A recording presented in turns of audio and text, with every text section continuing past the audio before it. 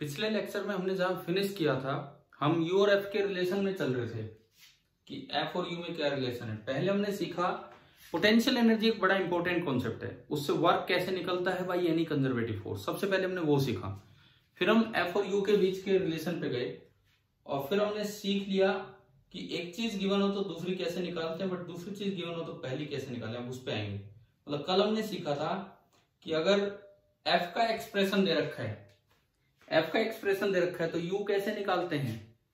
F लिखा, DS लिखा, DU लिखा, माइनस एफ डॉट डीएस करके और इंटीग्रेशन करके, ये सब।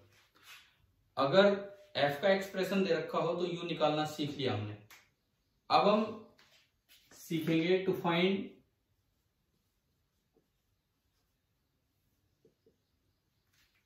आज हम क्या सीख रहे होंगे कि आपको यू का एक्सप्रेशन दे रखा है और उससे आपको वो कंजर्वेटिव फोर्स निकालना है।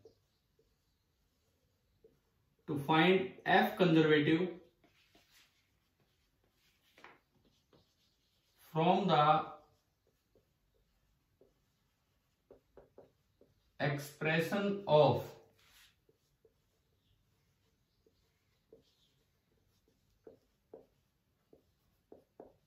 Corresponding potential energy.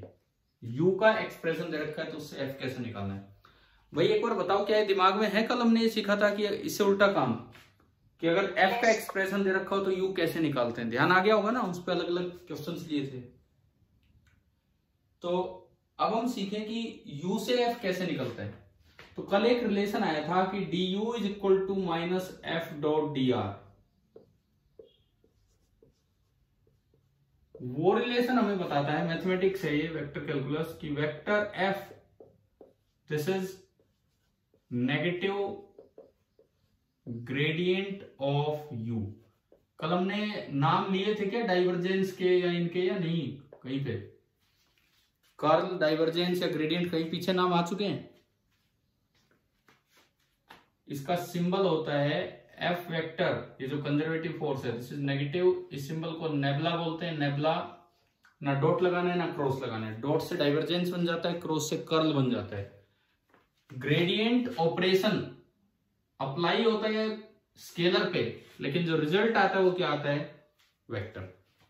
Gradient operation apply होता है एक स्केलर पे, रिजल्ट आता है वेक्टर आता है। अब ग्रेड यू का क्या मतलब है, नेबला यू का क्या मतलब है? इसका मतलब है partial differentiation of U with respect to X into I cap plus partial differentiation of U with respect to Y into J cap plus partial differentiation of U with respect to Z into K cap. Partial differentiation का मतलब है कि you में अगर x y Z तीनों आ रहे हैं तो आप केवल एक्स को वेरिएबल माने, वाई और जेड को आप कांस्टेंट मानते चले। तो अगर आप इसमें पुट करते हैं तो एफ के तीनों कंपोनेंट आपके पास आ गए। एफ का एक्स कंपोनेंट बनेगा minus partial differentiation of complete U with respect to x.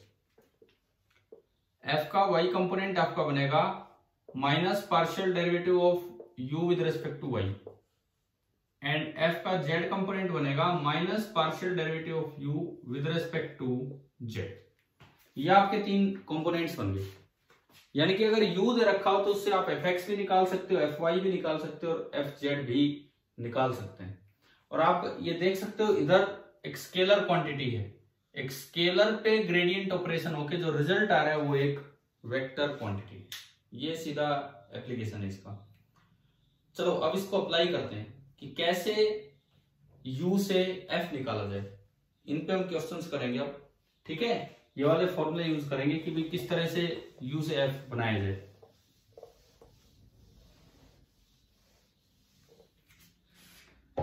Suppose एक कोई प्लेन है एक्स वाई जेड जैसे भी,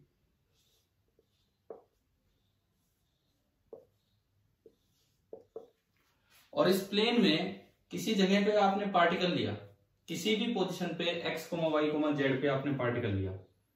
कोई एक पार्टिकल है जब वो इस पोजीशन पे है x, y, z, तो आपको ये दे रखा है कि इस पोजीशन पे उसका u कितना है, ये चीज हमें गिवन है। और u दे रखा है -9xy²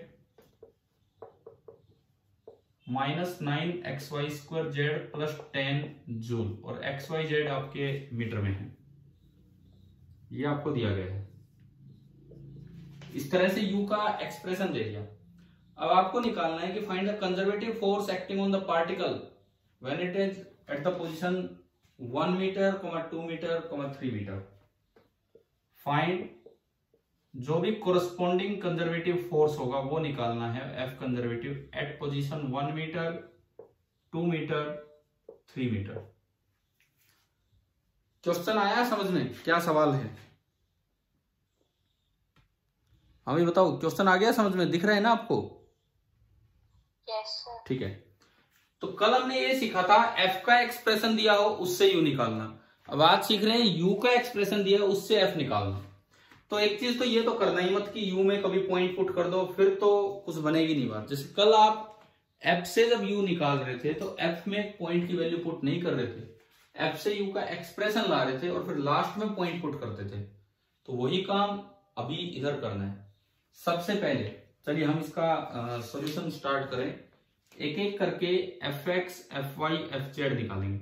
इंटीग्रेशन से आसान है इंटीग्रेशन से आसान होता है डिफरेंशिएशन, तो इसलिए ये वाला पार्ट आसान है कल जो पढ़ा उसके मुकाबले।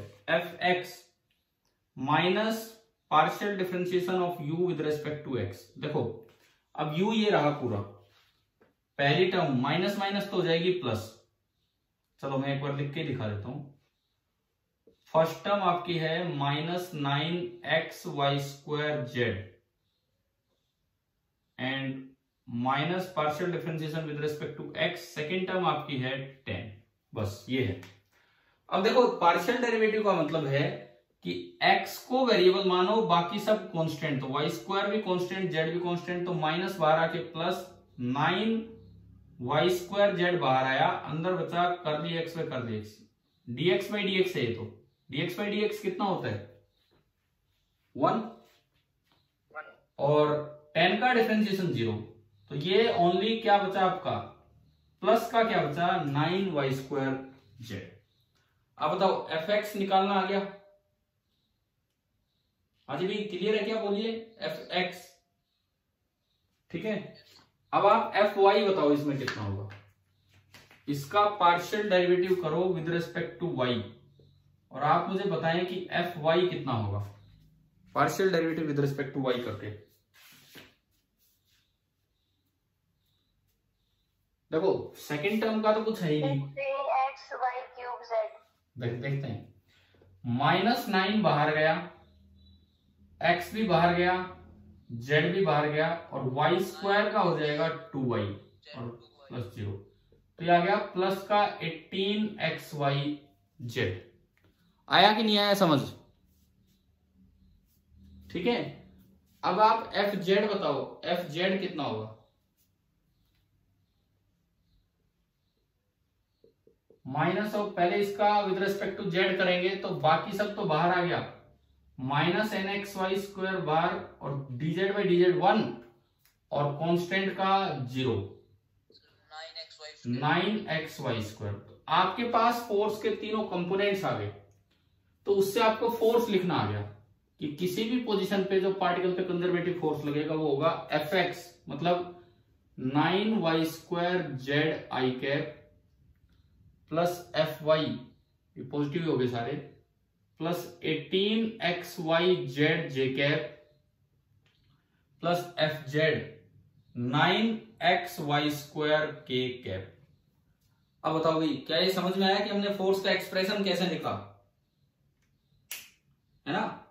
ठीक है, अब किस पॉइंट पे फोर्स निकालना है वो आप उसमें पुट कर दो। किस पॉइंट पे फोर्स निकालना है, देखो पॉइंट आपको दिया है, x की जगह 1, y की जगह 2, z की जगह 3, तो बना दो ये फोर्स कितना आ गया। x की जगह x इसमें ही नहीं, y की जगह 2 का स्क्वायर 4 इंटू 3 12, 12 9 108, तो 108 i cap plus 18 into x1 y2 z3 कितना हो गया, ये भी 108 ही हो गया लगता है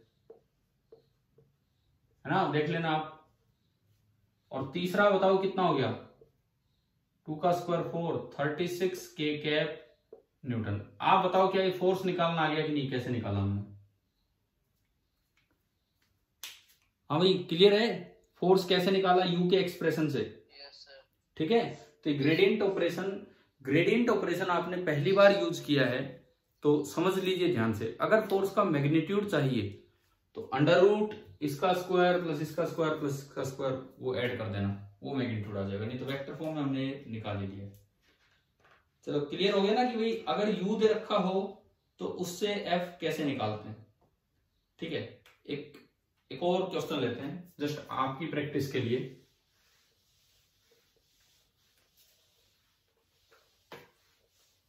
ताकि हमें पार्शियल डिफरेंशिएशन भी करना आ जाए ढंग से। मान लो इसी तरह से x y z axis system है और किसी पोजीशन एक्स वाई जेड पे फिर दोबारा से हम सेम चीज ले रहे हैं, बस एक बार आप अप्लाई करेंगे। u दिया है -x²y, इस सवाल में जो u दे रखा है this is -x² y plus 2xy Z square plus 2xy Z square -3y² joule. सब कुछ ऐसा यूनिट में है। ये दे दिया आपको u का एक्सप्रेशन। तो आपको बताना है कि force acting on the particle, conservative force जो पार्टिकल पे लग रहा होगा वो कितना लग रहा होगा, उसका मैग्नीट्यूड बताना है एट 0 1 -1। और आपको ये बताना है magnitude of f acting on the particle at the position 0 1 -1। Metre में है सारी पोजीशंस, ऐसा यूनिट में ही ये क्वेश्चन है। सवाल आ गया ना समझ में, क्या करना है। ठीक है, निकालिए आप, कीजिए, फिर मैं बताऊंगा।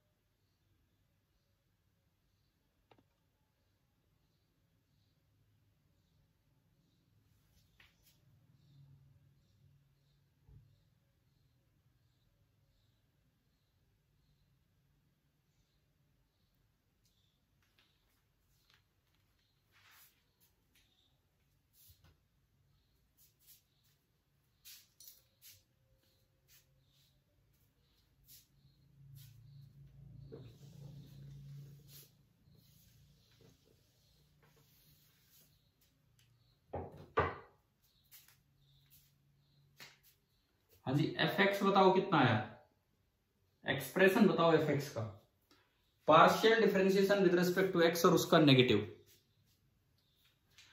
पहले इस टर्म का बता दो आप, एक्स के रिस्पेक्ट में क्या होगा डिफरेंशिएशन इस टर्म का।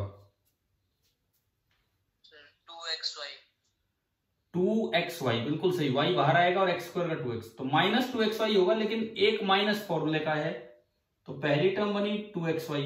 इसमें बताओ x के रिस्पेक्ट में क्या बनेगा,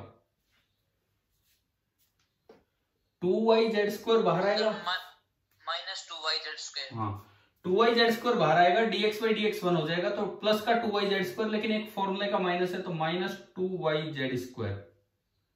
इसमें बताओ x के रिस्पेक्ट में कितना होगा, क्या इसमें कहीं x है, इसमें नहीं है, नहीं है तो एक कांस्टेंट है और कांस्टेंट का डिफरेंशिएशन होता है 0। तो ये जो आपका एफ एक्स बना, ये बना इतना। अब अगर मैं इसमें वैल्यूज पुट कर दूं, x की जगह 0 और y की जगह 1 और z की जगह -1, तो x 0 होते ही तो ये चीज खत्म, और y 1 और z -1 का स्क्वायर 1 ही है, तो कितना आ गया, शायद -2 न्यूटन आ रहा है। हाँ भाई बताओ, यहां तक आया है समझ में कि f का x कंपोनेंट। तो मैं इस f को लिखता चलूं तो -2i कैप। चलो अब fy निकालते हैं। fx होने के बाद अब हम निकालेंगे fy।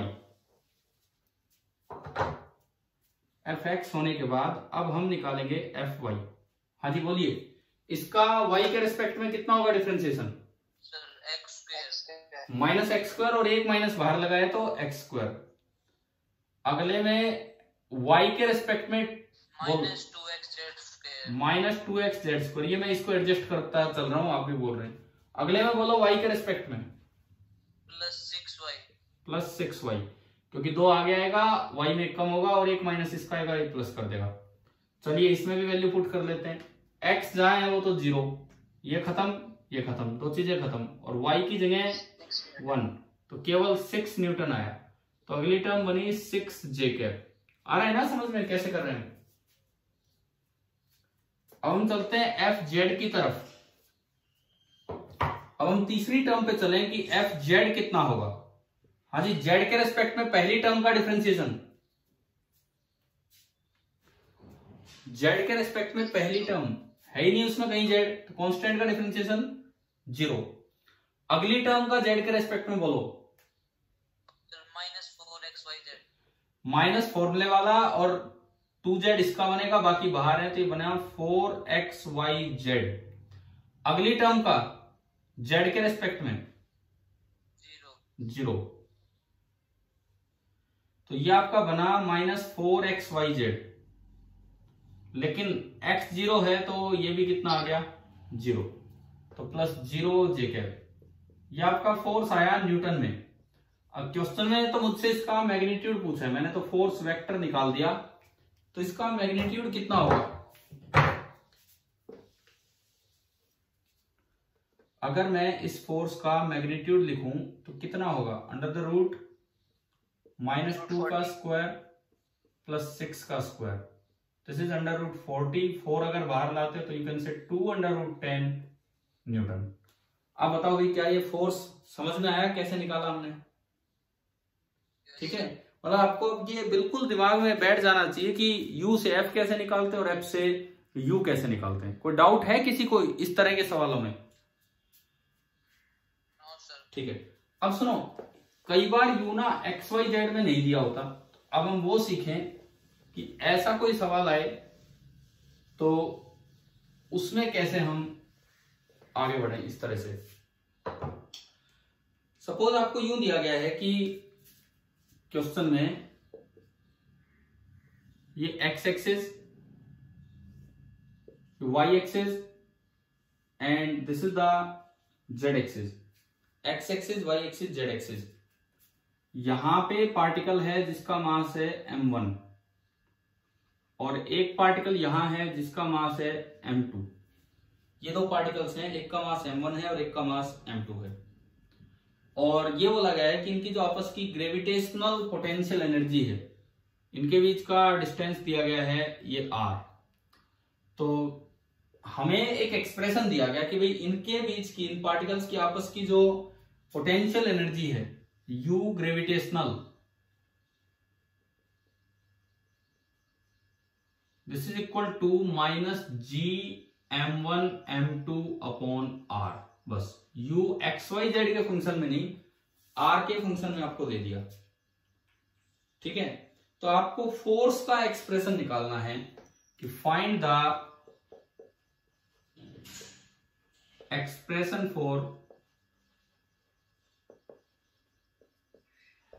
Corresponding conservative force. जो भी यहां पे कंजर्वेटिव फोर्स होगा, आपको ना उसका एक्सप्रेशन निकालना है कि क्या बनेगा। वही काम तो वही कर रहे हैं, u से f निकालना, नेगेटिव ग्रेडियंट वाली बात। लेकिन अब इसमें तो xyz में दे ही नहीं रखा, तो ऐसे में हम कैसे करें? इस तरह के केस में हम किस तरह से बात को आगे बढ़ाएं? देखो सॉल्यूशन देखो। आप वो ग्रेडियंट तो तब होता है जब xyz का फंक्शन होता है, तो अलग तरीके से दे दिया। ये m1 है और ये कहीं m2 है, और अभी m2 r डिस्टेंस दूर है। ग्रेविटेशनल फोर्स अट्रैक्टिव होता है कि रिपल्सिव होता है? पहले तो ये बताओ। अट्रैक्टिव। तो हमें ये पता है कि m1 m2 को अपनी तरफ अट्रैक्ट कर रहा होगा विद सम फोर्स f, जो आपको निकालना है, ये आपको पता है। और इस दूरी पे जो u है वो हमें दिया गया है। इस समय जो u है वो क्वेश्चन में दिया है कि भाई u ग्रेविटेशनल इतना है। तो आप ऐसे केस में क्या करो, आप किसी भी डायरेक्शन में चलो। सपोज मैं आगे की तरफ ही और थोड़ा आगे बढ़ गया, थोड़ा सा मैं और आगे गया, ds आगे गया, तो ये जो नई डिस्टेंस होगी ये तो r प्लस डी आर ही बोली जाएगी। पता है ना ये तो हमें कि अगर मैं m2 को इधर ले आया तो चाहे बड़े या कम हो r प्लस डी आर ही बोली जाएगी। r प्लस डी आर बड़ा है r से कि छोटा है? बड़ा है तो डी आर पॉजिटिव है, यानी कि मोड ds आप सीधा डी आर लिख सकते हैं। मोड ds इस समय, अच्छा आप थोड़ा सा आगे गए हो तो u में भी थोड़ा सा बदलाव हुआ। अगर यहाँ पे वैल्यू u है तो यहाँ मैंने बोल दिया वो होगी u प्लस डी। जो पोटेंशियल एनर्जी है m1 m2 की आपस की, m2 को थोड़ा आगे करने के बाद वो होगी u प्लस डी। अब कल हम एक फॉर्मूला तो पढ़ ही चुके थे, du this is equal to minus F dot D r, पढ़ा था ना ds। du is equal to minus F dot ds। चलिए हम इसमें अगर यहां पे अप्लाई करें, du मतलब यहां से यहां जाने में चेंज, यहां से यहां जाने में चेंज है, final minus initial du।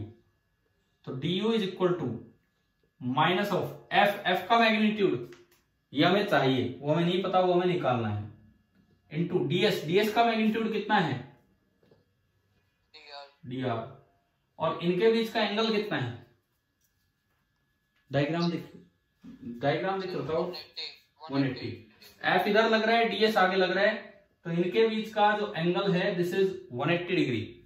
So this is our cos 180 degree. ठीक है, cos 180 कितना होगा? -1। cos 180 इज -1, तो माइनस माइनस प्लस हो गया। तो इस पर्टिकुलर केस में du आपका आया f इंटू डी आर, और यहां से f कितना आ गया? f की वैल्यू कितनी आ गई? du by d r. So it is coming out to be d by d r of g ना, जो एक्सप्रेशन आपको दिया है u का एक्सप्रेशन दिया है minus g m1 m2 upon r। अब देखो माइनस g m1 m2 तो कांस्टेंट है, मैं थोड़ा इसको इधर कर देता हूं इसके बाद। तो जो f आएगा f minus g m1 m2 तो कांस्टेंट है, और ये बच गया d by d r of r raise to power -1, d by d r of r raise to power -1 ये बचा। तो r रेज टू पावर -1 का डिफरेंशिएशन क्या होगा? -1 यहां आ गया, और r में एक और कम करेंगे तो क्या होगा? r की पावर -2। तो बताओ क्या ये फोर्स का एक्सप्रेशन बन गया कि नहीं? r की पावर -2 नीचे आके क्या बन जाएगा? r²। अभी बताओ क्या ये समझ में आया कैसे किया? Yes sir. ठीक है, देखो वैसे तो ये बड़ा सा काम लग रहा है यार, फोर्स देखा, मान लो हमें फोर्स ही ना पता हो, ये तो पता था कि ये अट्रैक्टिव है, मान लो ऐसा फोर्स आ जाए पता ही ना हो अट्रैक्टिव है कि रिपल्सिव है, तो फिर कैसे क्या बात करें? तो मैं आपको एक और थोड़ा सा इसी को देखने का थोड़ा आसान तरीका, पहले ये तो क्लियर हो गया होगा किस तरीके से हमने देखा है ना?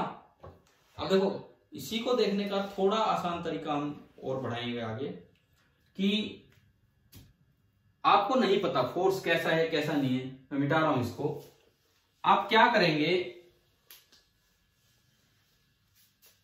अगर आपको u as a function of r पता है, if u as a function of r is known, then find f बराबर minus d u by d r. Then use बोलो यहां पे, then use f is equal to minus d u by d r, बिना कुछ ये जाने की किधर डिस्प्लेस करना है। हमने तो भाई थोड़ा डिस्प्लेस भी करके देखा, सब कुछ किया, इतना काम किया, लेकिन अब उससे जो रिजल्ट आ रहा है वो बताता हूं। आप f is equal to minus d u by d r करके फोर्स का एक्सप्रेशन ले आओगे और वो आ जाएगा as a function of r। ये लिखा है f ऑफ r, ये g ऑफ r, तो इतना तो आप जानते हो ना क्या मतलब इस चीज का, क्या मतलब है इस चीज का? यहां मैं f ऑफ r लिख रहा हूं, यहां g ऑफ r लिख रहा हूं, इसका क्या मतलब है कि दोनों r के फंक्शन होंगे, वो अलग फंक्शन होगा, ये अलग फंक्शन होगा। ठीक है, ये भी r पे डिपेंड करेगा, वो भी r पे डिपेंड करेगा। ठीक है, अब यहां से दो बातें बनेंगी। मान लो ये नेगेटिव आ जाता है और एक केस में ये पॉजिटिव आ जाता है, तो अगर नेगेटिव आ जाता है तो आप माइनस साइन हटा दीजिए और आप अलग से बोल दीजिए कि ये फोर्स कैसा है, अट्रैक्टिव। और अगर ये पॉजिटिव ही आया तो इसका मतलब ये फोर्स कैसा होगा, रिपल्सिव। नेगेटिव आता है तो आपको दोनों साइन, नेगेटिव साइन हटा के बोल देना है फोर्स अट्रैक्टिव है, पॉजिटिव है तो बोल देंगे कि फोर्स रिपल्सिव है। अब ये डायरेक्ट तरीका लगाते हैं, क्योंकि अभी तो हमने बहुत सोचा कि इसको उधर डिस्प्लेस किया, फोर्स किधर लगा किधर नहीं लगा। सपोज हमें कुछ नहीं पता, हमें फोर्स के बारे में कुछ भी नहीं पता कि अट्रैक्टिव है कि रिपल्सिव है, तो उस केस में अगर हम सोचें, इस केस में अगर हम देखें तो देखो अब ये वाला केस बताता हूं। आपको यू दे रखा है, सीधा आपको यू दे रखा है, आप कुछ मत कीजिए, सीधा लगाओ F is equal to minus d u by d r, F is equal to minus d u by d r. So this is minus of, एक माइनस बाहर आके प्लस कर देगा, d by d r of g m1 m2 upon r। इसका minus और फॉर्मूले का minus plus बना गया। उसके बाद r की पावर -1 ये है, तो जी m1 m2 तो बाहर, and differentiation of r raise to power -1। r raise to power -1 का डिफरेंशिएशन क्या होगा, माइनस आगे आएगा और r की पावर -2, तो ये हो गया, ये f आया।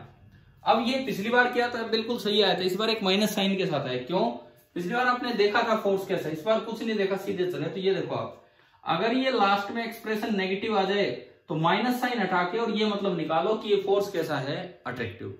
अगर ये expression minus d by d are अपने आप ही पॉजिटिव आए तो इसका मतलब वो फोर्स कैसा है, रिपल्सिव। तो आप इसका जवाब ये देंगे कि जो फोर्स आया it is coming out to be g m1 m2 upon r square, और ये है कैसा, नेगेटिव साइन की वजह से ये कैसा होगा, अट्रैक्टिव। तो ये बताओ भाई, u से f निकालना आया कि नहीं आया समझ में, बताओ u से f निकालना आ गया समझ में कि कैसे निकालना है। ठीक है, एक और सवाल इसी तरह का, दो लिए XYZ वाले और दो ले रहे हैं R वाले। इस बार हमें कुछ नहीं सोचना रिपल्सिव फोर्स है अट्रैक्टिव फोर्स है कैसा है, अपने आप बनेगा। सपोज ये एक चार्ज है Q1 और ये एक चार्ज है Q2, दोनों पॉजिटिव चार्ज हैं। वैसे तो आप जानते हैं पॉजिटिव पॉजिटिव को क्या करता है, रिपेल की अट्रैक्ट, रिपेल करता है। लेकिन छोड़ो उस चीज को, हमें नहीं पता, हमें तो बस ये दिया है कि जो इसका u है दैट इज k कोई कांस्टेंट है, Q1 Q2 अपॉन r। तो find f force as a function of r। सीधा करो, बिना कुछ वो डायग्राम बनाए, उससे बढ़ा जाएगा। कौन सा फॉर्मूला लगाएं हम, स्टार्ट कैसे करें, कैसे स्टार्ट करें, क्या अप्लाई करें, F is equal to minus d u by d r, बस ये आप अप्लाई कीजिए। F is equal to minus d by d r of K Q1 Q2 upon R।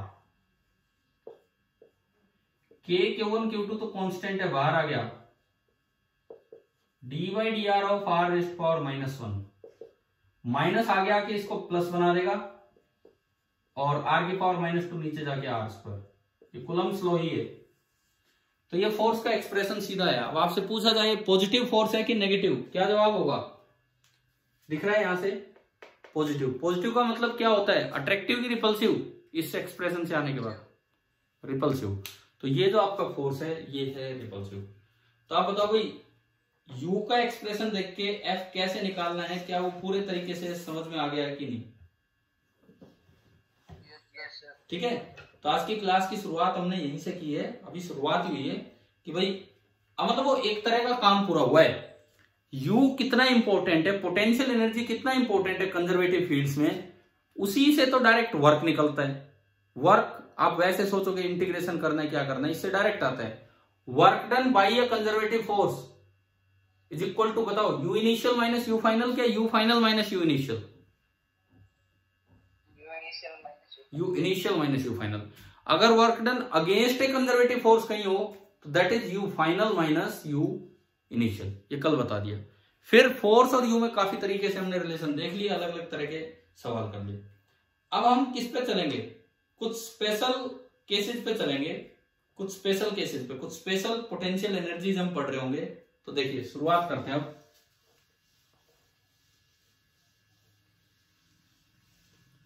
यार भाई एक भी बच्चे ने एक सिंगल डाउट भी नहीं भेजा यार, कमाल की बात है। मैंने कहा था सर्कुलर मोशन की HCV पूरी करो, ऑब्जेक्टिव फर्स्ट ऑब्जेक्टिव सेकंड मैंने ही जबरदस्ती डिस्कस करके आपके ग्रुप पे डाले या वीडियो लेक्चर अपलोड किए। एक सिंगल स्टूडेंट, क्योंकि एक्सरसाइज में थोड़े सवाल ज्यादा थे, मतलब मैं एक एक सवाल डिस्कस करूंगा, टाइम लगेगा, इसलिए मैंने कहा था कि आप डाउट भेजिए ना। अब मुझे इससे लग रहा है कि आप लोग यार करते नहीं हो, ट्राई ही नहीं किए। अब बता दो अगर आप में से किसी भी बच्चे ने HC वर्मा की सर्कुलर मोशन के सारे क्वेश्चन अटेम्प्ट कर लिए हो तो एक्सरसाइज के। यस सर, डाउट्स भेज देंगे अभी थोड़ी देर में। तो अब थोड़ी देर में डाउट्स भेजोगे, सुनो मेरी बात, फिर मैं वो डाउट डिस्कस करूंगा, फिर वो टेस्ट कैसे होगा। अब मैंने कल मैंने बोला था कि आप कल के लिए, शाम के लिए मैंने बोला था कि आप शाम तक अपने डाउट आउट भेजिए। और देखो यार जिन्होंने ट्राई नहीं किए हैं, आप सुन लो एक बार, ज्यादा इंपॉर्टेंट होता है वो टेस्ट किस लिए लिया जाता है, ताकि आप वो काम ट्राई करें, उस टेस्ट की तैयारी करें। खाली टेस्ट कोई तुक्का थोड़ी कि ले भाई चलो इस बार देख लेते हैं, तुक्के लग गए, इस बार देख लेते हैं, इतना स्कोर हो गया। बड़ा टाइम लगता है मुझे टेस्ट बनाने में, लेकिन वो टेस्ट मैं आपको तभी देना चाहता हूं जब आप कम से कम पहले से पूरे तरीके से तैयार हो।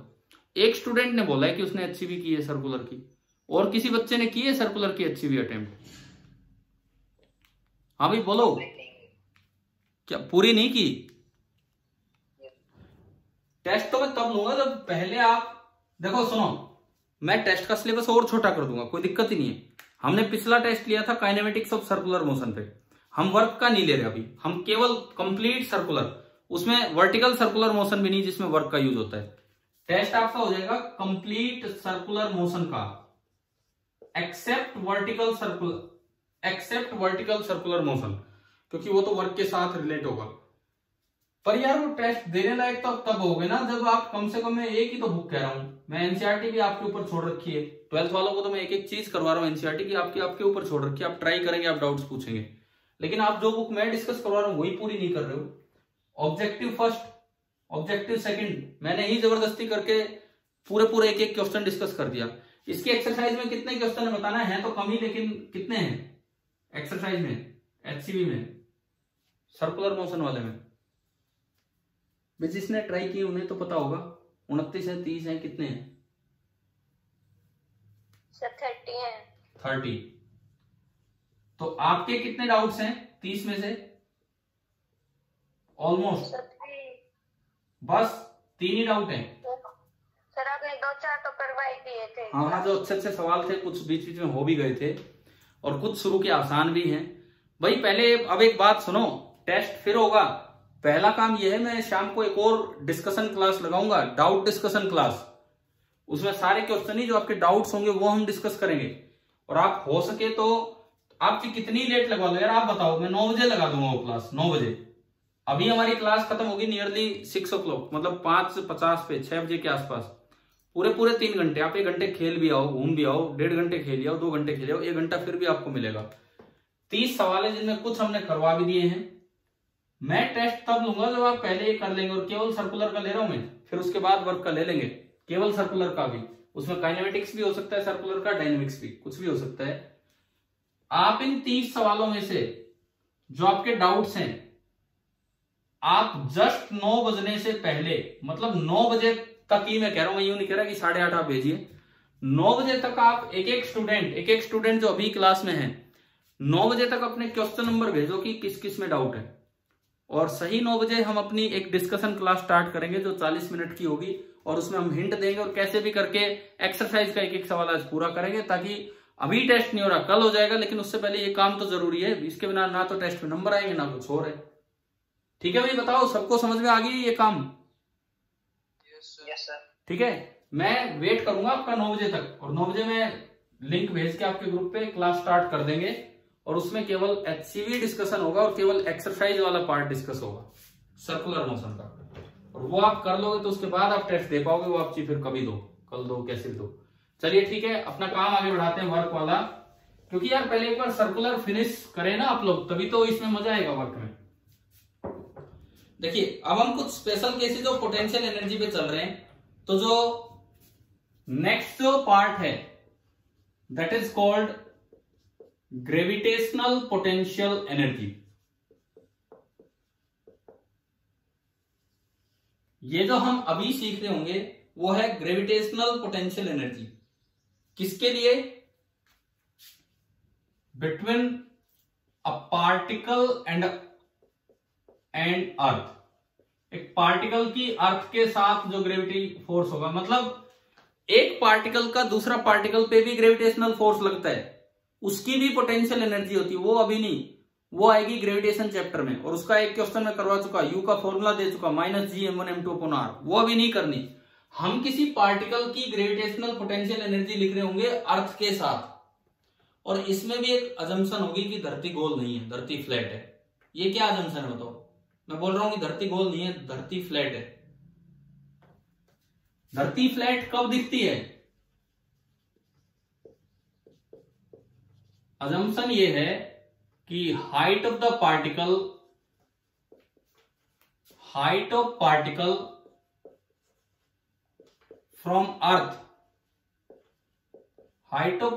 From earth surface, this is very very much smaller than radius of अर्थ। अभी आप अपने घर पे बैठे हो, मैं यहां पे हूं, आपको धरती गोल दिख रही है, धरती फ्लैट दिख रही है? फ्लैट दिख रही है, क्योंकि हमारा जो आंखों का जो सेपरेशन है हाइट से, अर्थ की सरफेस से, वो इतना कम है as compare to the radius of earth, तो हमें फ्लैट दिख रहा है। अगर आप बहुत ऊंचाई पे चले जाओ तो हो सकता है कि धरती गोल दिखने लग जाए। तो हम जब ये जो धरती गोल दिखेगी ये चलेगा ग्रेविटेशन वाले चैप्टर में, इस चैप्टर में धरती फ्लैट रहेगी। तो हम ये देख रहे हैं कि ग्रेविटेशनल पोटेंशियल एनर्जी क्या होगी। अब इतनी कंडीशंस के साथ वो फॉर्मूला आता है mgh, जो आप 9th में सीधा याद करके आते हैं भाई, mgh is the special case of the expression u equal to -Gm1m2/r। अब ये क्वेश्चन लिया था थोड़ी देर पहले जिसमें u लिखा -Gm1m2/r लिखा था ना हमने, है ना? तो वो है असली ग्रेविटेशनल पोटेंशियल एनर्जी जो एक पार्टिकल और पार्टिकल के बीच की है। ये उसका एक स्पेशल केस है, परंतु इस चैप्टर में हमें यही वाला पढ़ना है, यही वाला। तो देखिए, सपोज ये ग्राउंड लेवल है, ये मैं लिखता हूं कि this is the ground level, और एक ब्लॉक है, m मास का ब्लॉक है, और जो कि ग्राउंड लेवल से कितनी हाइट पे है, हमने माना कितनी हाइट पे हो ग्राउंड लेवल से, h हाइट पे। ग्राउंड लेवल से ब्लॉक h हाइट पे। अब मुझे इसकी पोटेंशियल एनर्जी लिखनी है। पहली बात, क्या एब्सोल्यूट पोटेंशियल एनर्जी मीनिंगफुल होती है क्या? बताओ, ये पिछली क्लास में आ चुका है टॉपिक। क्या एब्सोल्यूट पोटेंशियल एनर्जी कोई मतलब ही नहीं है, कोई मतलब ही नहीं है, केवल change in potential energy meaningful होती है। अगर आपको एब्सोल्यूट पोटेंशियल एनर्जी लिखनी है तो पहले एक जीरो लेवल बताना होगा। तो बाई कन्वेंशन ग्राउंड लेवल को हम क्या मान लेते हैं? बाई कन्वेंशन ग्राउंड लेवल को आप इस ग्रेविटेशनल पोटेंशियल एनर्जी का जीरो लेवल मान लेते हैं, ये कन्वेंशन है। तो अब आपका फॉर्मूला है कि यहां जो ब्लॉक रखा होगा अर्थ के साथ, जो उसका ग्रेविटेशनल इंटरेक्शन है, तो इसकी पोटेंशियल एनर्जी होती है mgh। अभी प्रूव करेंगे इसे कि यहां जो ब्लॉक रखा है h हाइट पे, अगर ये जीरो लेवल है तो यहां जो पोटेंशियल एनर्जी होगी उसका फॉर्मूला होगा mgh। ठीक है, ये तो आप जानते हैं ना, 9वीं से पढ़ के आ रहे हैं ये फॉर्मूला। तो बोलो बोलो, है ना? अब देखो ये आया कैसे, सुनो। हमने कल ये पढ़ा था कि work done against a conservative force will be stored as the change in the potential energy. पढ़ा है ये वाला पॉइंट, है ना? Work done against a conservative force will be stored as the change in potential energy. तो मान लो कि ये ब्लॉक यहां था, सपोज इनिशियली ये ब्लॉक यहां था, यहां रखा था, ये तो जीरो लेवल है, तो यू इनिशियल हो गया जीरो, और मैं इसको उठा के ले जा रहा हूं ऊपर, अब भाई जो इस पे कंजर्वेटिव फोर्स है वो है अर्थ का ग्रेविटेशनल फोर्स। अर्थ का ग्रेविटेशनल फोर्स मतलब इसका वेट। तो जो इस पे F कंजर्वेटिव लग रहा है, F कंजर्वेटिव वो नीचे लग रहा है, और कितना लग रहा है? mg। कल मैंने एक तरीका आपको सिखाया था कि अगेंस्ट कंजर्वेटिव फोर्स वर्क कैसे निकाला जाता है। क्या बताया था? एक आर्बिट्रेरी पाथ पे बताया था। क्या बताया था? जितना कंजर्वेटिव फोर्स लग रहा है अपोजिट डायरेक्शन में उतने ही मैग्नीट्यूड का आप एक्सटर्नल फोर्स लगा दो और उसे विदाउट एक्सेलरेशन लेके जाओ और उस एक्सटर्नल फोर्स का वर्क निकाल लो, that will be the work done against the conservative force. बताओ, ये पढ़ाया था कल? Yes sir. है ना? तो हम क्या करेंगे, जितना कंजर्वेटिव फोर्स लग रहा है अपोजिट डायरेक्शन में उतना ही हम एफ एक्सटर्नल लगा देंगे। तो ये लो भाई, ऊपर मैंने लगा दिया एफ एक्सटर्नल, और नेट फोर्स 0 रखने के लिए इसका मैग्नीट्यूड भी कितना रखना पड़ेगा, mg, so that F net is 0। ये हमें कोई बोल नहीं रहा कि स्लोली लेके जाना है, कोई नहीं बोल रहा हमसे, लेकिन अगर आप work done against conservative force निकालना चाहते हो तो आपको इसको स्लोली ले जाना पड़ेगा। अब सपोज कीजिए आप यहां से चले और आप किसी भी y हाइट पे आ चुके थे, ठीक है जी, आप थोड़ा सा और आगे गए और हाइट हो गई है y plus dy, y plus dy, और इस दौरान जो डिस्प्लेसमेंट हुआ वो है ds, इस दौरान जो डिस्प्लेसमेंट हुआ दैट इज ds। तो बताएं ds जो है वो dy होगा कि माइनस dy होगा, ये बताओ। ds जो होगा वो dy होगा कि माइनस dy होगा, ये बताएं आप। dy, क्योंकि dy पॉजिटिव है ना? ये तो देखना आ गया होगा आज तक कि ds का मोड dy होगा, एंड f एक्सटर्नल जो आपने लगाया उसका मैग्नीट्यूड है mg, ठीक है जी। अब मुझे निकालना है work done by conservative force, नहीं work done against conservative force. Conservative force नीचे लग रहा है तो उसके अगेंस्ट इसका वर्क निकालना है। So this will be equal to f external dot ds,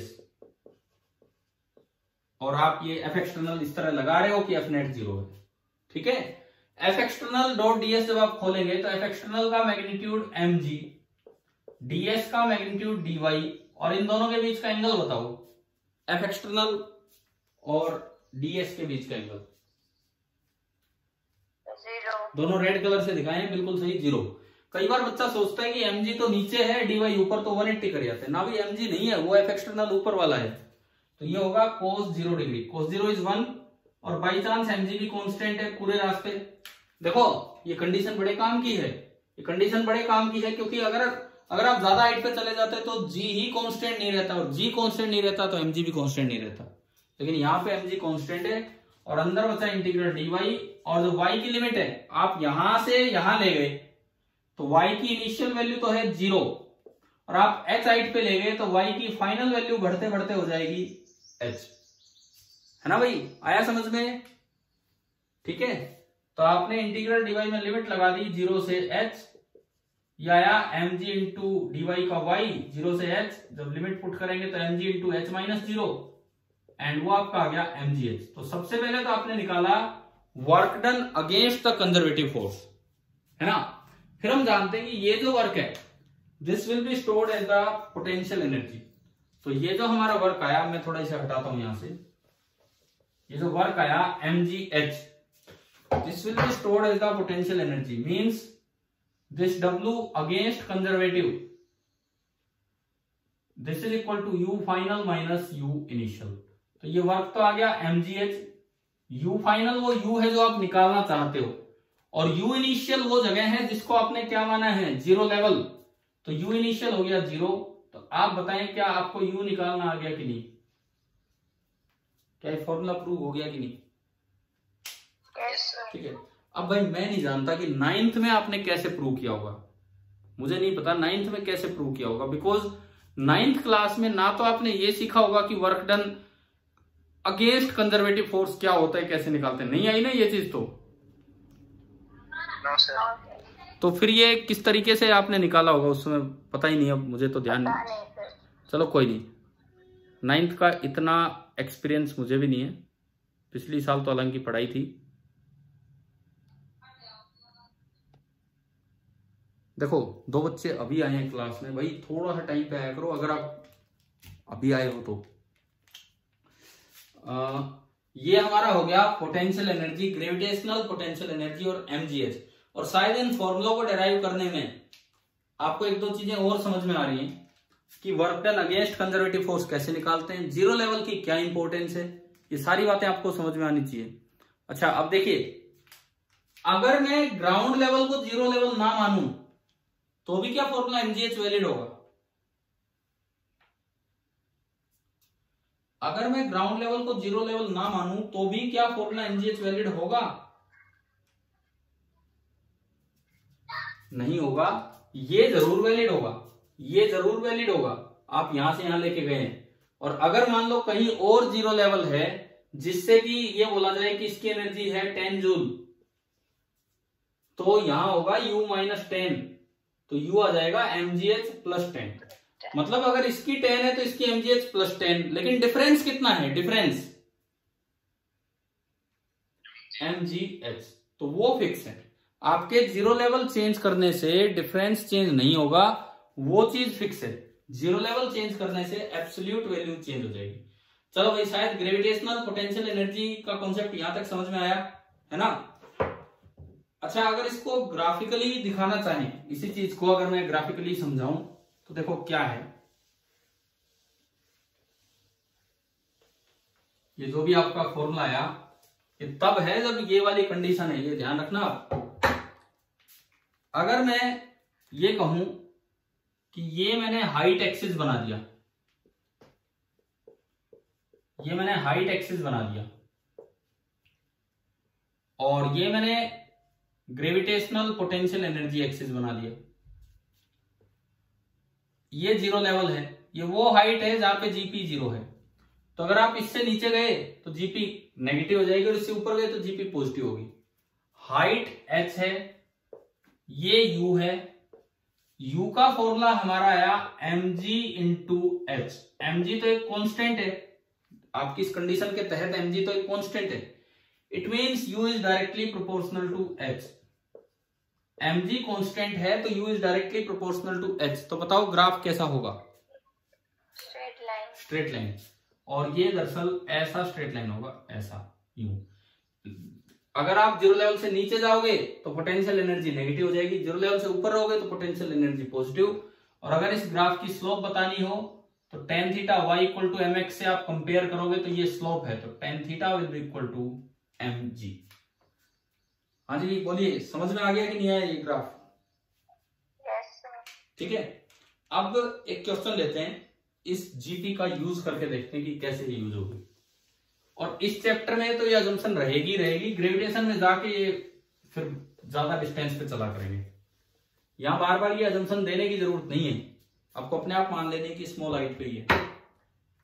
suppose एक क्वेश्चन हम ले रहे हैं, ये आपका ग्राउंड लेवल है, ये एक ग्राउंड लेवल है। ग्राउंड लेवल पे एक ब्लॉक रखा है 1 kg मास का, एक ब्लॉक यहां रखा है जिसका मास है 1 kg, और मुझे इसको उठा के ले जाना है 5 मीटर हाइट तक। मुझे इसको इस 1 kg ब्लॉक को कितनी ऊंचाई तक ले जाना है? 5 मीटर की हाइट तक लेके जाना है। ये इनिशियल है और वो फाइनल है, एरो मैंने लगा रखा है। और इसको ले जाने के लिए आप एक एक्सटर्नल फोर्स इस पे लगा के ले गए। वो एक्सटर्नल फोर्स भी मैं दिखाता हूं। जैसे रास्ते में जब आप इसको लेके जा रहे थे तो आपने ना अपने हाथ से एक एक्सटर्नल फोर्स लगा रखा था। बना भी ये डायग्राम आ रहा है समझ में कैसे बनाया हमने? ये आपका हाथ है, मतलब आप इस पे एक एक्सटर्नल फोर्स ऊपर की तरफ लगा रहे हो। ये डायग्राम में दिखा दिया हमने, इस तरह का काम। जी की वैल्यू जहां जरूरत पड़े 10 ले लिया करो, अपने आप 10 मान लिया करो, ऑप्शंस उनसे मिलते जुलते आ जाएंगे। अब देखो इसमें लेकिन एक और चीज है, आप फोर्स लगा के ले गए हैं, जो फोर्स आप लगा के ले जा रहे हैं वो फोर्स दिया है 12 न्यूटन। तो आप बताओ क्या ये स्लोली गया है? क्या इसकी एक्सेलरेशन 0 रही है? बताओ एक बार सोच के, केवल ब्लॉक का एफबीडी देख के। No sir. नहीं रही ना, क्योंकि नीचे तो फोर्स लग रहा है वेट, उसका वेट तो है m इंटू जी यानी कि 10 न्यूटन, और ऊपर फोर्स लग रहा है 12 न्यूटन। तो क्या ये वो वाला केस हो रहा है कि आप स्लोली लेके गए और एक्सटर्नल का वर्क निकाल लिया और वही कंजर्वेटिव के अगेंस्ट होगा? बनेगी वो बात? नहीं बनेगी, है ना? समझ में आया? और इसमें यूं मानो कि ग्राउंड लेवल को आप 0 लेवल मान लो। ये सपोज कीजिए ये आपका है 0 लेवल ऑफ जीपी। हम थोड़ा सा बस बदलाव कर रहे हैं सवाल में कि बस हम स्लोली वाला केस जिससे कि डेराइव किया फॉर्मूला उसकी वजह से भगा के ले जा रहे हैं। भगा के मतलब तेजी से ले जा रहे हैं थोड़ा, ठीक है। आपको क्या क्या निकालना है अब वो सुनो। First part, work done bye F external. पहला पार्ट आपको ये निकालना है कि एक्सटर्नल फोर्स ने कितना वर्क किया। Second part, work done against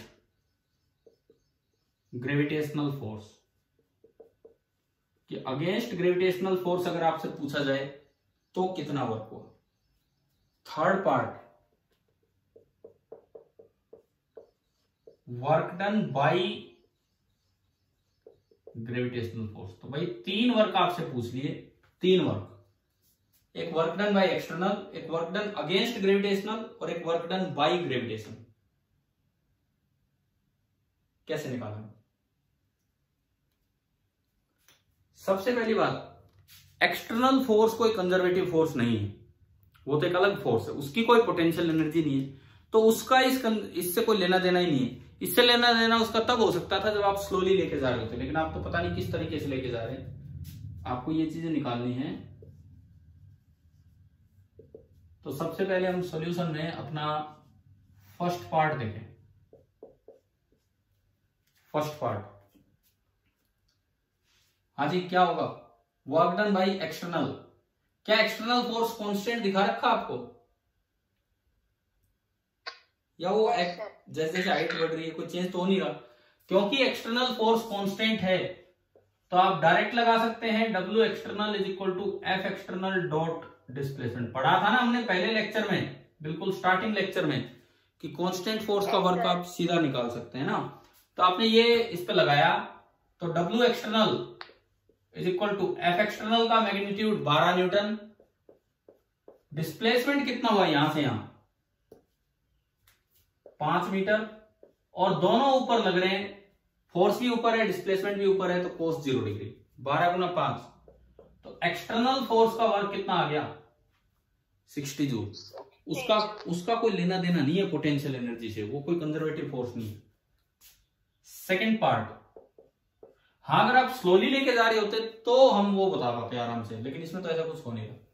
work done against the conservative force, ये अब इसमें आपको ये पता होना चाहिए कि work done against conservative force is always equal to u final minus u initial. पढ़ा दिया ना ये तो, है ना? U final minus u initial. कोई यू ना सोचे कि यार ये तो धीरे धीरे लेके ही नहीं जा रहा, तो work done against the conservative तो हुआ ही नहीं भाई, अगेंस्ट तो होगा। आप इसके अपोजिट लेके जा रहे हो, अगेंस्ट तो आप कर रहे हो, कितना अगेंस्ट होगा वो इस पे डिपेंड नहीं करेगा कि आपने तेज भगा दिया तो ज्यादा हो जाएगा ना। आप धीरे धीरे लेके जाओ जब भी इतना ही होगा वर्क डन अगेंस्ट कंजर्वेटिव। आप तेजी से लेके जाओ, आपके एक्सटर्नल का वर्क अलग हो गया, लेकिन अगेंस्ट कंजर्वेटिव तो वर्क इतना ही होगा। तो यू फाइनल, हाँ जी, जमीन से h हाइट ऊपर ग्रेविटेशनल वर्क निकालना है, तो ग्रेविटेशनल वर्क निकालना है तो ग्रेविटेशनल पोटेंशियल एनर्जी कितनी होगी? mgh, और यहां पे है 0, तो ये आई mgh। m है आपका 1, g मैंने कहा 10 ले लो, और आप 5 मीटर की हाइट तक गए हैं, तो ये जो वर्क निकल के आया अगेंस्ट ग्रेविटेशनल कितना निकल के आया? 50 जूल। आप देख सकते हो इससे अलग आ रहा है। अगर ये स्लोली गया होता तो जो W एक्सटर्नल होता वही ये आता, लेकिन अभी इससे अलग आ रहा है। क्लियर हुआ ना क्वेश्चन? ठीक है। और थर्ड पार्ट और बता दो, work done by the conservative force in terms of potential energy. आप याद रखो, बड़ा आसान है, you initial minus U final, है ना भाई? याद है ना ये हमें? ठीक है। Yes sir. You initial 0 minus U final, अभी देखा था वो 50 mgh मतलब 50, तो यह आंसर आया -50। तो इस एक सवाल ने हमें कुछ चीजें सिखाई कि जरूरी नहीं कि आप स्लोली लेके जाओ तभी वर्क डन अगेंस्ट कंजर्वेटिव निकलेगा। आप चीज तेजी से ले जाओ, चीज धीरे धीरे ले जाओ, work done against conservative fix है, वो तो यू से डायरेक्ट निकल जाएगा। चलिए, ये क्वेश्चन हो गया क्लियर? यस ठीक है। अब अगला सवाल, एक और सवाल, इसमें तो हम सीधे लेके गए थे, पहले मैं थोड़ा अलग तरीके का लेते हैं।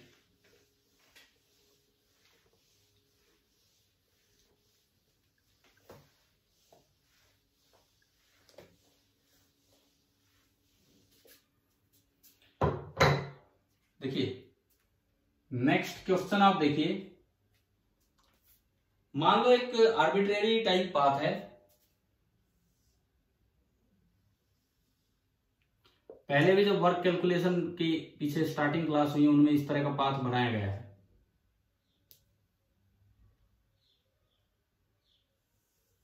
इस तरह का आर्बिट्रेरी पाथ है और ये ब्रेड्थ है b और ये हाइट है h। बनाया था ना एक बार हमने, कभी किया तो था ऐसा सवाल कुछ। अब देखो यस सर। इसके ऊपर हम एक ब्लॉक को पुल करते हुए ऊपर लेके जाएंगे। यहां एक ब्लॉक है यहां जिसका मास है m, उसको एक आदमी हमेशा रस्सी से खींचता रहा है टेंजेंशियल टू द पाथ, हमेशा रस्सी से यूं खींचता रहा, और ये ग्राउंड लेवल पे इनिशियल पोजीशन है, और जब ये यहां पहुंच जाएगा तो ये बन जानी है उसकी फाइनल पोजीशन। ग्राउंड लेवल पे इनिशियल पोजीशन है और वहां पहुंच जाएगा तो बन जाना है फाइनल पोजीशन। अच्छा, इसमें जो फ्रिक्शन कोफिशिएंट है इस रास्ते का और ब्लॉक का, फ्रिक्शन कोफिशिएंट आपको दिया है म्यू के, और जो रास्ते की टोटल लंबाई है, डिस्प्लेसमेंट नहीं, total path length, total path length आपको दी है एस। पहले एक बार बताओ क्या सिचुएशन समझ में आ रही है, क्या है? ठीक है, क्लियर हो रहा है ना यहां तक क्या क्या है? आप इसको पुल करके ले जा रहे हो ऊपर, आप ले जा रहे हो, उससे कोई फर्क नहीं पड़ रहा। मैं उसके बारे में जाऊंगा ही नहीं कि आपने कितना फोर्स लगाया, आप धीरे लेके गए कि भगा के ले गए, कैसे ले गए। मैं तो अगेन आपसे वर्क पूछूंगा, 3 वर्क फिर दोबारा से। फाइंड,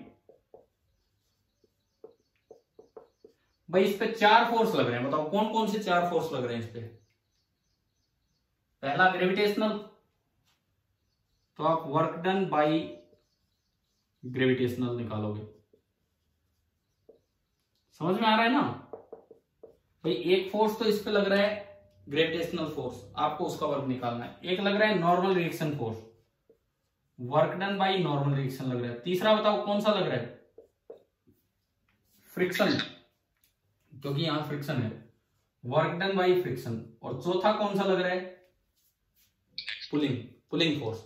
उसका वर्क तो तभी निकलेगा जब उसकी जानकारी हो, उसके बिना वो नहीं निकल सकता। अब मुझे पता ही नहीं है धीरे धीरे लेके जा रहा है कि तेजी से ले जा रहा है, कैसे ले जा रहा है, तो उसको आप छोड़ दो। वो नहीं दिया तो उसका वर्क भी नहीं पूछा। ये 3 वर्क मुझसे पूछे गए हैं, बताओ कैसे करें? ये 3 वर्क कैसे निकालें अलग अलग? एक एक करके चलो।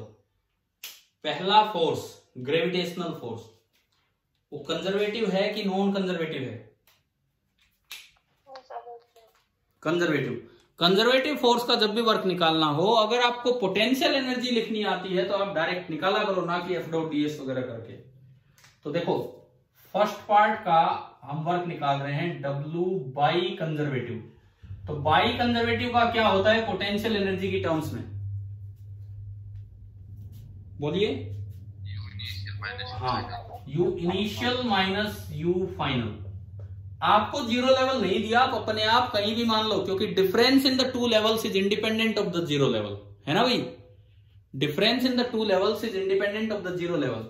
मान लो ग्राउंड लेवल 0 है, मान लो ग्राउंड लेवल 0 है, तो शुरू में बताओ U इनिशियल कितना है इसका, ब्लॉक का?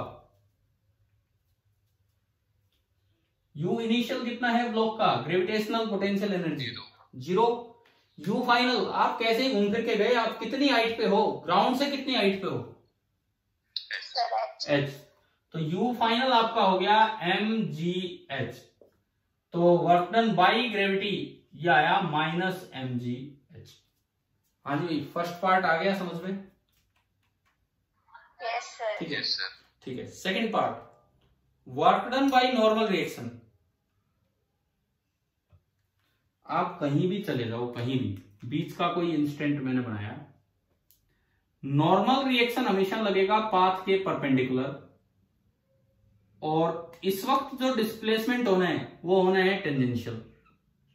हर जगह जो डिस्प्लेसमेंट होगा वो तो होगा टेंजेंशियल और नॉर्मल रहेगा पाथ के परपेंडिकुलर, यानी कि हर इंस्टेंट पे नॉर्मल और डीएस के बीच का एंगल कितना होना है? 90 डिग्री। हर इंस्टेंट पे नॉर्मल और डीएस के बीच का एंगल होना है 90 degree. It means work done by n, अगर आप फॉर्मूला भी यूज करें तो integral n dot ds, perpendicular vectors का डॉट प्रोडक्ट कितना होता है? परपेंडिकुलर वेक्टर्स का डॉट प्रोडक्ट cos 90 कितना हो जाएगा? 0, है ना भाई? तो 0 का इंटीग्रेशन 0, हर वक्त ही 0 चल रहा है। चलिए 2 हो गए। तीसरा वर्क डन बाई फ्रिक्शन। आप इसको खींच के ले जा रहे हैं तो बताओ इस वक्त फ्रिक्शन किधर लग रहा होगा? पीछे। इसको रोकने के लिए ये जो भी सरफेस है नीचे वाली, ये काइनेटिक फ्रिक्शन लगाएगी पीछे। देखो सारे ही तो फोर्स बनते जा रहे हैं। एक नॉर्मल इधर लग रहा है, फ्रिक्शन इधर लग रहा है, एक mg और बना देता हूं, mg नीचे लग रहा है।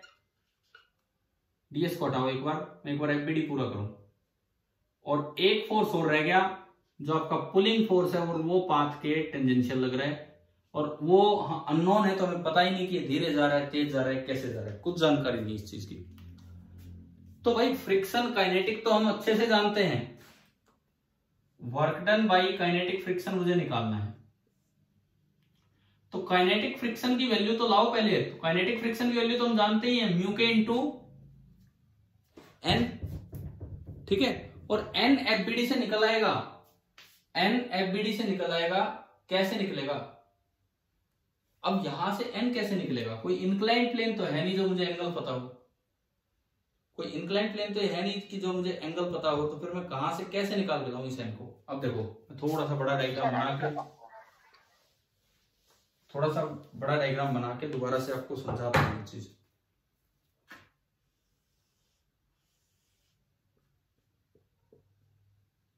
ये सिचुएशन है कुछ इस तरह की। देखिए अब जब ये ब्लॉक बीच में कहीं है, बीच में कहीं भी है, तो आप यहां पे एक छोटा सा टेंजेंट डाल दीजिए, छोटी सी टेंजेंट डाल दीजिए जो कहीं जाए। आप इसको एक इंक्लाइंड प्लेन की तरह माने, बस यहां पे आगे आगे धीरे धीरे चेंज हो रहा है। एंड मैं कहता हूं कि इस जगह जो आपने टेंजेंट डाली और ये एंगल कितना है, सपोज ये एंगल कितना है? थीटा, ठीक है। तो इसका जो आपने एफबीडी बनाया, सारे फोर्सेस दिखाए, नीचे लगा mg,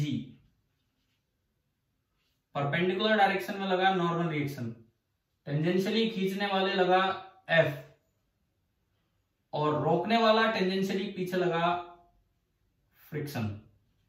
तो आप इसे एक इंक्लाइंड प्लेन की तरह देखो जिसका एंगल ऑफ इंक्लिनेशन थीटा है।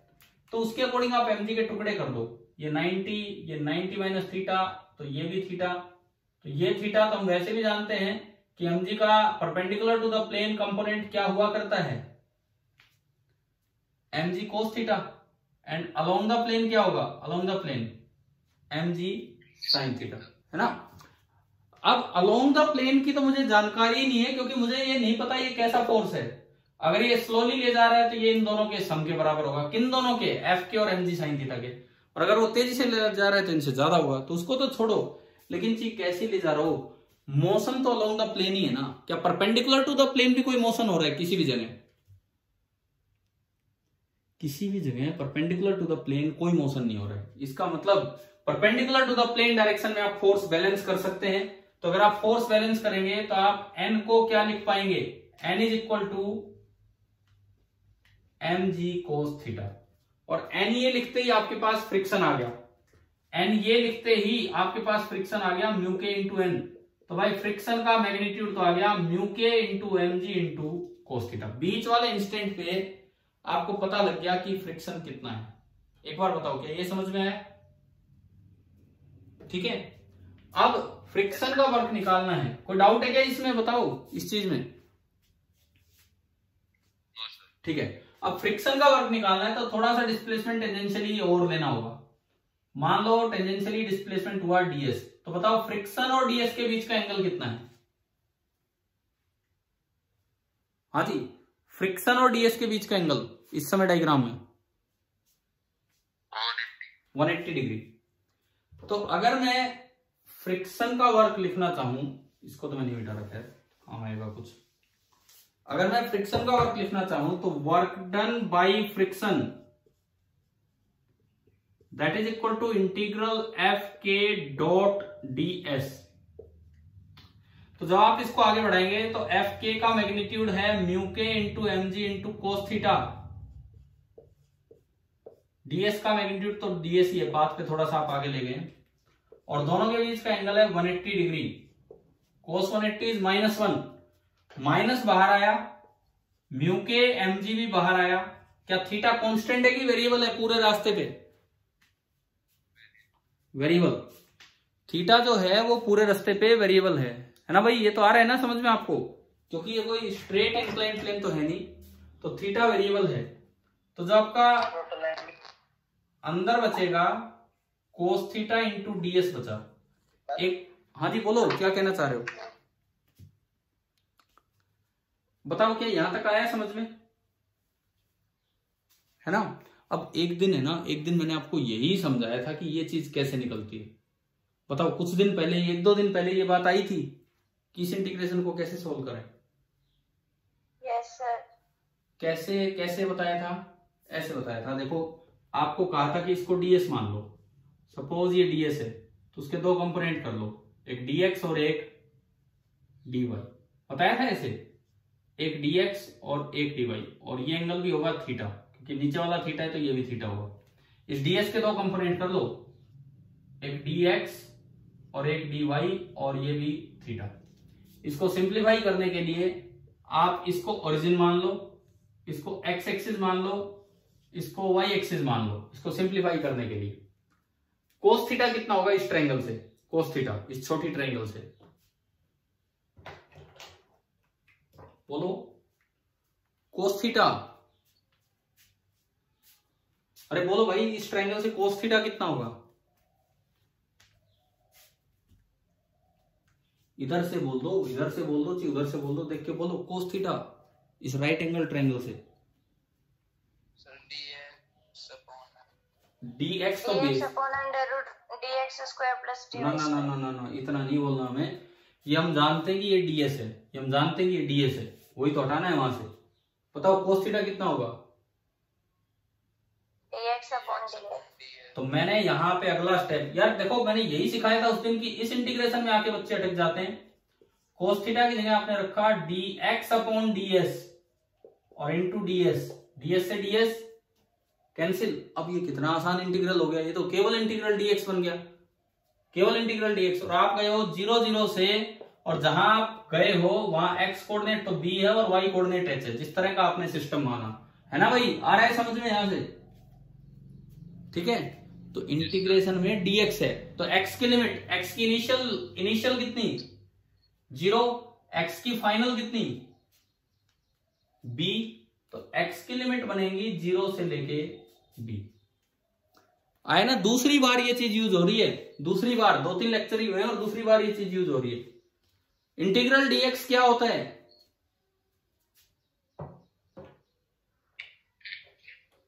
हाँ जी, इंटीग्रल dx क्या होता है? x, और x की लिमिट b से 0 तो b माइनस 0, तो वो b आ जाएगा, तो ये वर्क आया माइनस म्यू के into m g into b. आप बताओ कि आपको तीनों फोर्सेस के वर्क निकालने आ गए कि नहीं? हाँ भाई क्लियर है? ठीक है, शायद लास्ट टाइम जब ये चीज यूज हुई थी तो उसमें y का इंटीग्रेशन बना था और उसकी लिमिट ये 0 से h बन रही थी, है ना? आज ये x वाला इंटीग्रेशन है ना भाई, लास्ट टाइम ऐसा ही हुआ था, वो साइन थीटा होगा कहीं, आज कोस थीटा हो रहा है, तो इससे ही आ गया। तो चलो ये किस तरह से पोटेंशियल एनर्जी का यूज, कंजर्वेटिव का वर्क निकालने में पोटेंशियल एनर्जी का यूज, और वैसे वर्क निकालने में वर्क की डेफिनेशन का यूज, क्या ये पूरा समझ में आ रहा है आपको किस तरह से करना है ना? अब चलो एक बात मैं आपसे पूछता हूं, एक सिस्टम की पोटेंशियल एनर्जी है 5 जूल और एक सिस्टम की पोटेंशियल एनर्जी है -10 जूल, बताओ कौन सी ज्यादा है? एक सिस्टम की पोटेंशियल एनर्जी है 5 जूल और एक सिस्टम की पोटेंशियल एनर्जी है -10 जूल। तो मैंने आपसे पूछा कि बताओ कौन सी ज्यादा है? नहीं भाई, बिल्कुल गलत जवाब, बिल्कुल ही गलत जवाब। अब एक बात याद रखना, potential energy is always compared with sign. With sign जैसे मैथ्स में कंपेयर होता है, पॉजिटिव नंबर बड़ा होगा और नेगेटिव नंबर छोटा होगा। अगर सवाल मेरा ये होता ना कि एक पार्टिकल पे फोर्स लग रहा है 5 न्यूटन और एक पार्टिकल पे फोर्स लग रहा है -10 न्यूटन, बताओ कौन सा बड़ा है? -10, क्योंकि माइनस फोर्स में तो केवल डायरेक्शन होती है। Potential energy is a scalar quantity, उसमें डायरेक्शन जैसी कोई चीज है ही नहीं, तो उसमें मैग्नीट्यूड के साथ वो माइनस चलेगा। तो अगर 5 जूल और -10 जूल है तो बड़ी वाली 5 जूल होगी, छोटी वाली -10। तो अपनी कॉपी में आप लिख सकते हो कि potential energy is always compared with sign, और any type of energy is always compared with sign. Example भी दे सकते हो कि 5 joule is greater than -10 joule, लिख लेना ये, कभी फिर कल को कंफ्यूज हो कहीं पे। ठीक है भाई, बताओ यहां तक आया समझ में? Yes sir. ठीक है, अब हम एक और टाइप की पोटेंशियल एनर्जी अभी पढ़ेंगे, वो स्प्रिंग वाली है। लेकिन उससे पहले मैं इसमें एक चीज आपको बता दूं कि जो जीपी आपने लिखा mgh, ये एक्सटेंडेड ऑब्जेक्ट्स पे कैसे लगता है। ये जो जीपी का फॉर्मूला है mgh, ये यूनिफॉर्म एक्सटेंडेड ऑब्जेक्ट्स जहां होंगे,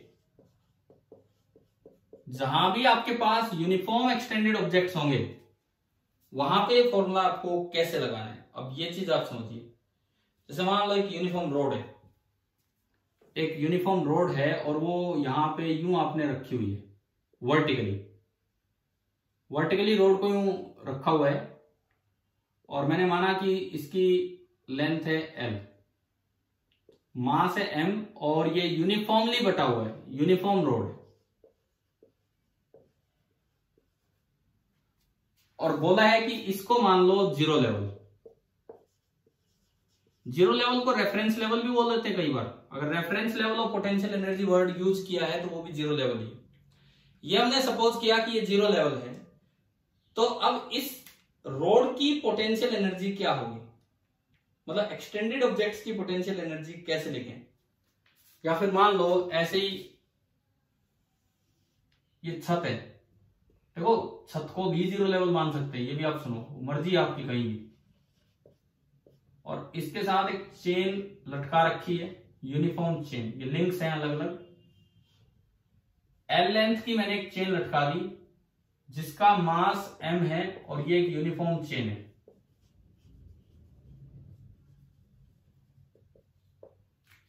मास m है और ये एक यूनिफॉर्म चेन है, यूं हमने एल लेंथ की चेन लटकाई है। आपको दोनों सिस्टम्स की अलग अलग जीपी लिख के बतानी है कि क्या होगी। इसकी बताओ भाई, क्या दिमाग में आता है, कैसे लिखें। देखो बहुत ज्यादा एक्सटेंडेड ऑब्जेक्ट्स पे तो हम अभी नहीं चलेंगे, जब हम सेंटर ऑफ मास वाले चैप्टर पे चलेंगे वहां जाके ये चीजें लिख पाएंगे। लेकिन जो इस तरह के वन डायमेंशनल यूनिफॉर्म ऑब्जेक्ट्स हैं, आप उसमें क्या किया करो, जीपी लिखने के लिए सारा मास समेट के उसके सेंटर पे रख दिया करो। तो यहां बताओ, अगर मुझे जीपी लिखनी है तो मैं सारा मास कहां सिमटा हुआ मान लो, कितनी हाइट पे, L/2 पे। तो आप यूं मान लो कि जैसे L/2 पे सारा का सारा मास m रखा हुआ है। अब बताओ इस सिस्टम की पोटेंशियल एनर्जी क्या होगी अगर ये जीरो लेवल है तो कितनी होगी, mgL/2। ठीक है, ऐसे उसमें बताओ, उसमें क्या आंसर होगा।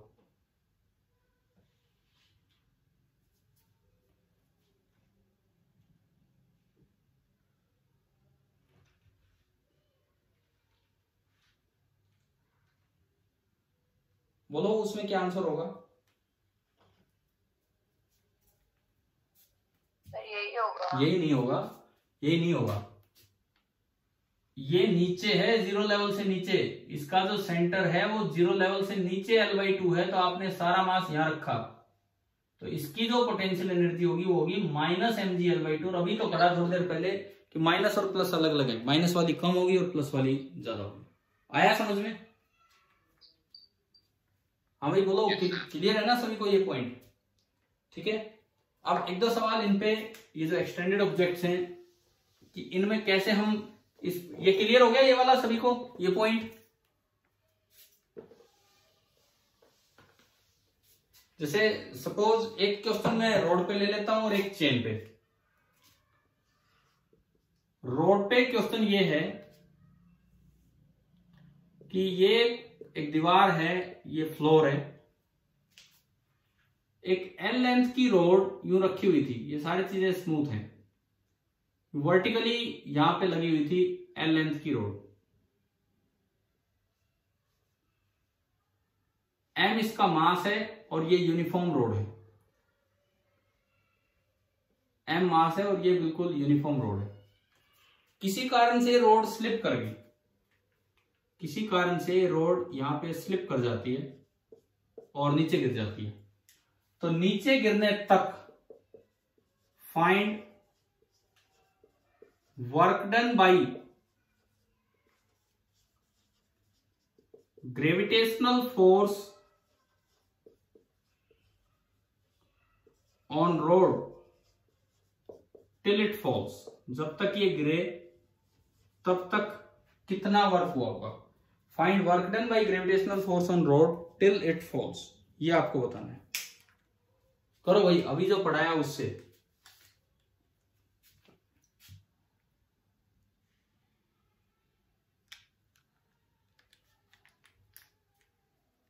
कीजिए आप ये attempt.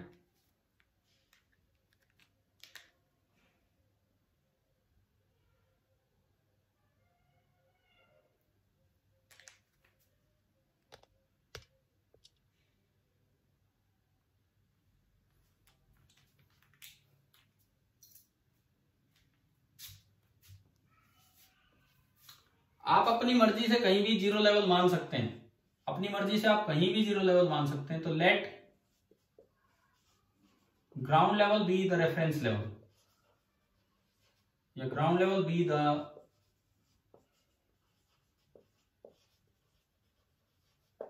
Zero level. Suppose ground level आपका जीरो लेवल है, तो अगर ग्राउंड लेवल जीरो लेवल है तो यू इनिशियल बताओ कितना है इसका रोड का। यू इनिशियल जीरो कैसे हो गया? इनिशियल तो ये रोड खड़ी है यहाँ पे आराम से वर्टिकली है, तो जीरो कैसे हो गया? क्या सारी रोड ग्राउंड पे है क्या? सारी रोड। अभी तो मैंने बताया कि अगर ऐसी यूनिफॉर्म एक्सटेंडेड ऑब्जेक्ट आते हैं तो सारे मास को समेट के आप कहां रख दीजिए, बताओ यू इनिशियल कितना होगा? सेंटर पे। सेंटर पे रखोगे तो हाँ, तो यू इनिशियल आपका हुआ mgl/2। और जब रोड जमीन पे गिर जाएगी तो यू फाइनल कितना हो जाएगा? उसका सेंटर ही जमीन पे आ गया, हाँ जीरो। जब वो रोड ही जमीन पे आ गई तो उसका सेंटर भी जीरो जमीन पे आ गया। हमें चाहिए वर्क डन अगेंस्ट कंजर्वेटिव या work done by conservative? Work done by conservative. Work done by conservative निकालना चाह रहे हैं हम। तो वर्क डन बाई कंजर्वेटिव में क्या करें? You initial minus U final, तो ये आपका डायरेक्ट आंसर आ गया mgl/2। तो भाई कंजर्वेटिव फोर्सेस का वर्क निकालने में तो पोटेंशियल एनर्जी का बहुत बड़ा योगदान है। फटाफट आ जाती है अगर आपको पोटेंशियल एनर्जी लिखनी आ जाए तो। ठीक है, एक और सवाल मैं चेन पे दे रहा हूं, ये तो रोड पे था, एक क्वेश्चन हम ले रहे हैं चेन के ऊपर। देखिए चेन के ऊपर किस तरह से वो देखते हैं। मान लो एक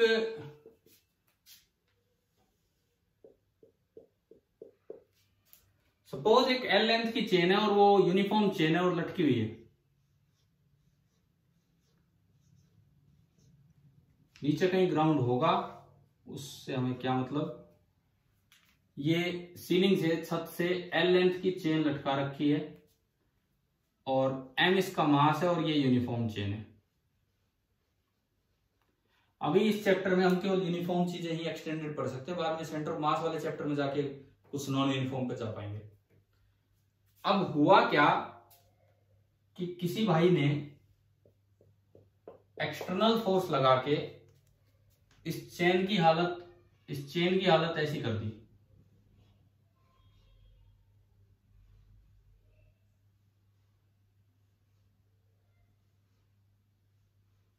क्या कर दिया है, समझ में आ रहा है? ये जो नीचे वाला पॉइंट है उठा के कहां ले गया, ऊपर ही अटका दिया। मान लो ये चेन थी ए बी और ये सेंटर था सी। अब ये सी तो बीच में रह गया और ये ए और बी दोनों यहां चले गए। तो इससे इस चेन को ऐसा कर दिया कोई एक्सटर्नल फोर्स लगा के। वो एक्सटर्नल फोर्स अननोन है मेरे लिए, मुझे नहीं पता कि वो कितना एक्सटर्नल फोर्स है। आपको निकालना है find the work done by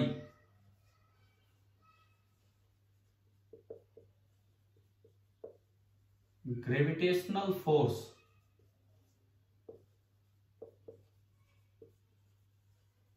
on the chain during the process. जो भी आपने प्रोसेस की है इस दौरान ग्रेविटेशनल फोर्स ने क्या वर्क किया होगा, ये आपको निकालना है। -mgl/4। चलो एक बच्चे का आंसर आया है -mgl/4। और कोई? देखो एक आंसर हमारे पास आ चुका है -mgl/4। कीजिए आप ट्राई कि कैसे करेंगे।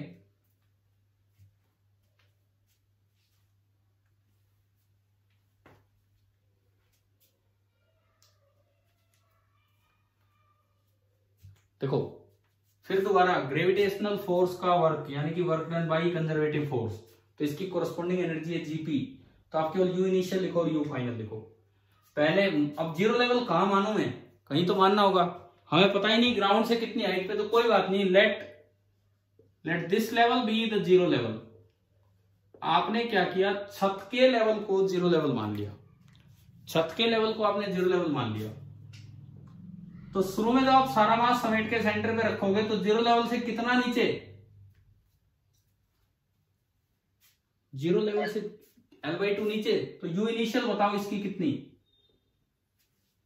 बताओ यू इनिशियल कितना, बोलो भाई। -mgl/2। कोई बच्चा अगर माइनस नहीं लगाएगा तो फिर दोबारा गड़बड़ करेगा, ठीक है। ये आपका हो गया -mgl/2। इसके बाद दूसरे वाले केस में बताओ, दूसरे वाले केस में सेंटर कहां है। अब जिस तरह से वो पूरा सस्पेंड कर रखा है,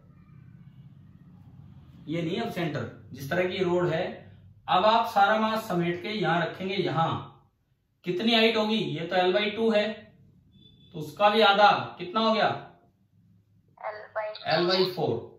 तो अब अगर मैं यू फाइनल लिखूं तो इट विल बी -mgl/4। आ गया समझ, ठीक है। -mgl/4 ये यू फाइनल है। हमें चाहिए work done by the conservative force. तो work done by conservative force क्या होगा, U initial minus U final, ये होगा U initial minus U final. तो U initial this is -mgl/2, minus minus plus हो जाएगा mgl/4। एलसीएम लोगे 4 तो माइनस का 2 प्लस का 1, तो ये आंसर आया -mgl/4। बिल्कुल सही था इनका आंसर जो इन्होंने स्टार्टिंग में दिया था, आंसर आएगा -mgl/4। तो भाई सुनो, आज की क्लास में हमने दो चीजें सीखी। एक तो यू और एफ में रिलेशन को आगे बढ़ाया, एक पार्ट कल किया था एक आज किया, और दूसरा हमने सीखा कि ग्रेविटेशनल पोटेंशियल एनर्जी क्या होती है, कैसे लिखी जाती है, क्या उसका यूज है क्वेश्चंस में, और फिर लास्ट में सीखा कि एक्सटेंडेड ऑब्जेक्ट्स में वो कैसे अप्लाई करना है। हाँ जी बताओ, क्या यहां तक समझ में आ गया? Yes sir. मैं होमवर्क के लिए मतलब कल की क्लास में जब आए तो पहले एक बार ये सवाल करके लाए। कल की क्लास के लिए एक क्वेश्चन मैं आपको दे रहा हूं होमवर्क के लिए। एक बॉल है जो जिसको सस्पेंड कर रखा है, ऊपर से लटका रखा है, ये सीलिंग छत, ये कोई बॉल है, ये कोई भी बॉल है, और इसको m मास की बॉल है और एक मासलेस स्ट्रिंग से सस्पेंड किया हुआ है। ये जो स्ट्रिंग है, ये जो भी स्ट्रिंग है आइडियल स्ट्रिंग है, मासलेस स्ट्रिंग है, और इसकी लेंथ है L। अब आप क्या कर रहे हो कि इस पे कांस्टेंट फोर्स लगा के चल पड़े। आपने इस डायरेक्शन में, देखो पीछे जो फोर्स लगाए मैंने ब्लॉक को खींचने के लिए, वो बी और एच वाले सवाल में, वो फोर्स वेरिएबल था, वो फोर्स हमेशा टेंजेंशियली लगता था, वो फोर्स हमेशा टेंजेंशियली लग रहा था। यहां चेंज कर दिया, यहां जो फोर्स लग रहा है वो कांस्टेंट है।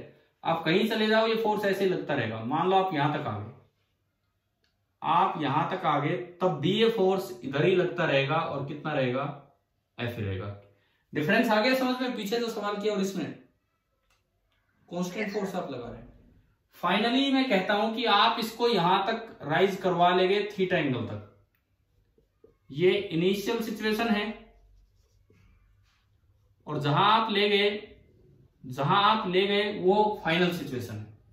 एक इनिशियल सिचुएशन है और एक फाइनल सिचुएशन है।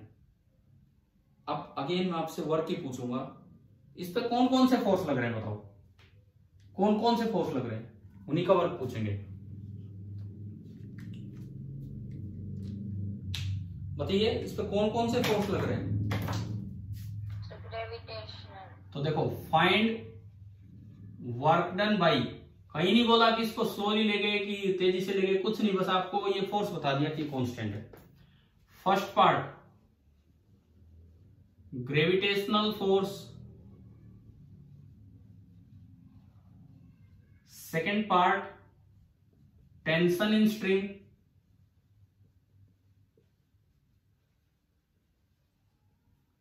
एंड थर्ड पार्ट जो कांस्टेंट फोर्स एफ आपने लगाया इसका ऑन द बॉल। और आपको ये बता दिया है कि आप कहां से कहां लेके गए हैं। ठीक है, क्या है, समझ में आ गया कि नहीं बताओ क्वेश्चन? Yes sir. स्क्रीन दिख रही है, बोर्ड दिख रहा है आपको? Yes sir. ठीक है, तो अब इससे आगे हम, अगर आप देखो, अब मैं लास्ट बात बोल रहा हूं, आप अगर कुछ क्वेश्चंस करेंगे, कुछ डाउट्स भेजेंगे, डाउट्स भेजने होंगे आपको ताकि मुझे लगे कि आप कुछ कर रहे हैं, तो मैं 9 बजे एक डिस्कशन क्लास लगाऊंगा। टेस्ट तब होगा यार जब आप कुछ करेंगे। सर्कुलर मोशन की एक्सरसाइजेज HCV की करके रखिए, फिर हम मिलते हैं 9 बजे। लेकिन उससे पहले आप अपने डाउट्स जरूर भेजें ताकि हमें विश्वास हो कि आप कर रहे हैं। ठीक है, चलिए, थैंक यू।